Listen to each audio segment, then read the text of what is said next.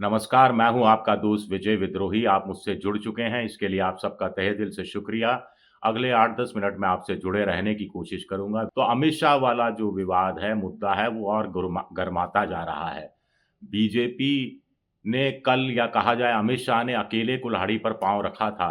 अब पूरी बीजेपी प्रधानमंत्री समेत इस कुल्हाड़ी पर पैर रखने पर आमादा हो गई लगती है। 3 सीन आप देख सकते थे आज।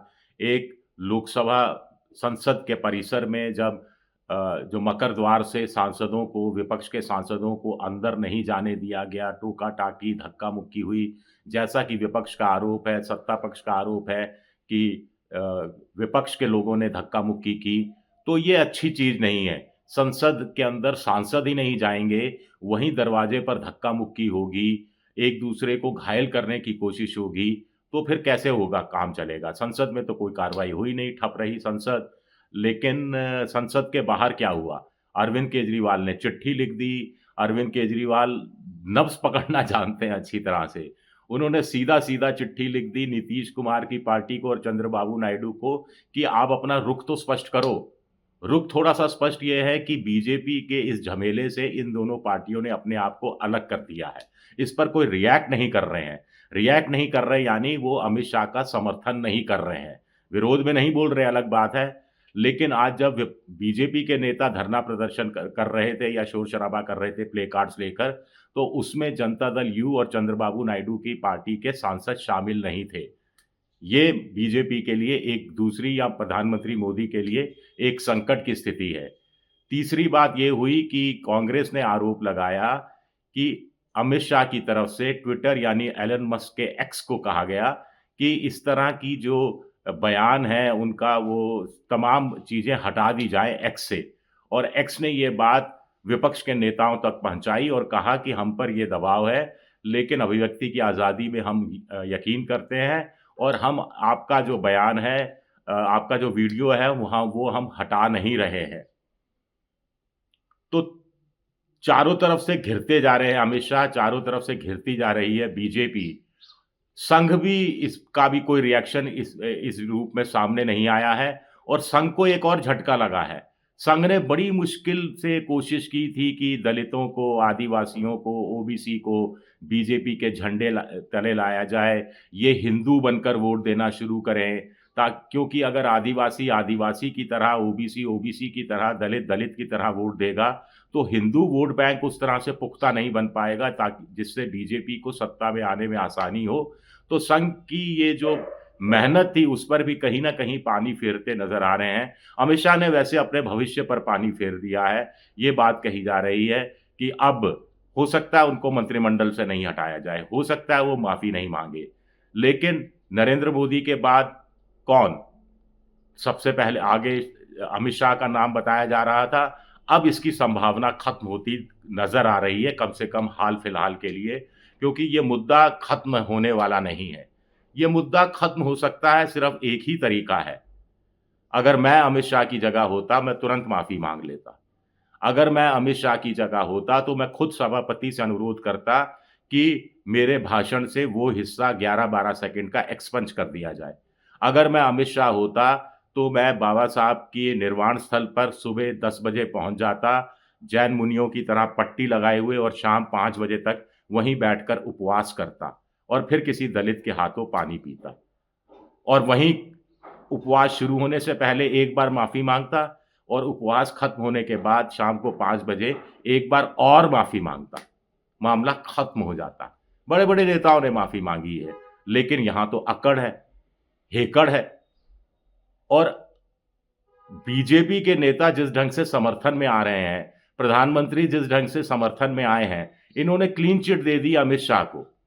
यानी बाबा साहब का जो कथित तौर पर अपमान हुआ है, उसके साथ जाकर खड़े हो गए हैं बीजेपी के नेता और प्रधानमंत्री नरेंद्र मोदी और उनको लगता है कि अमित शाह ने कोई अपमान नहीं किया। अगर अपमान नहीं किया तो एक्स से ये कहने की क्या ज़रूरत थी? और फिर ये कहा जा रहा है कि लिखित जो उनका भाषण था उसमें ये ज़िक्र था। यानी वो स्लिप ऑफ द टंग जैसा नहीं हुआ भाषण देते-देते यूँ ही अपनी तरफ से नहीं बोल दिया, अपनी तरफ से नहीं जोड़ दिया, लिख कर लाए थे यानी तय करके आए थे कि उन्हें ये बोलना है। अब अंबेडकर का नाम लेना फैशन कैसे हो गया? देश में तो दलित राजनीति जो हो रही है, उसके हिसाब से तो अंबेडकर का नाम लेना एक पैशन है, उसको आपने फैशन करार कर दिया। फिर मुझे एक हल्के वे में कहूँ को एक बात से बड़ा ऐतराज़ है। अमित शाह साहब ने ये क्यों कहा कि भगवान का नाम लेते तो 7 जन्म स्वर्ग में काटते, 7 जन्मों के लिए स्वर्ग मिल जाता। भई ये धरती, भारत माता, भारत देश मोदी के नेतृत्व में, ये तो स्वर्ग की बनने की दिशा में बढ़ रहा है तेज़ी से। 2047 तक विकसित भारत हो जाएगा, यानी स्वर्ग हो जाएगा। तो फिर 1 जन्म नहीं, 2 नहीं, 7 जन्म स्वर्ग में बिताने की क्या ज़रूरत है? ये भी कम से कम कुछ चीज़ें समझ में आ जानी चाहिए।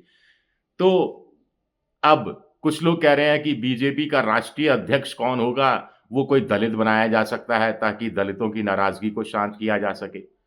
कुछ लोग कह रहे हैं कि योगी आदित्यनाथ बड़े खुश हैं, मुझे नहीं मालूम खुश हैं, दुखी हैं। लेकिन उनका अमित शाह के पक्ष में कोई ट्वीट आया है तो आप मुझे बताइएगा।